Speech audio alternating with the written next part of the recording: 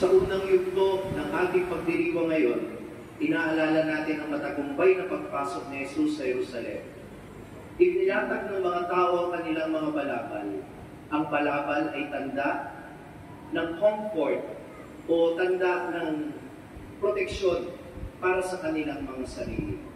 Sa paglalatag ng kanilang balabal sa daan at sa upuan ng Panginoon, ito'y tanda na ang kapanatagan nila ay inilalaan nila ngayon kay Jesus. Si Jesus ang ating kapanatagan. At ang pagwawagiway naman ng ating mga palaspas ay magpaalala sa atin na si Jesus lamang ang ating hari. Siya lamang ang ating katiyakan. Siya lamang ang ating pag-asa. Siya lamang ang ating kapanatagan.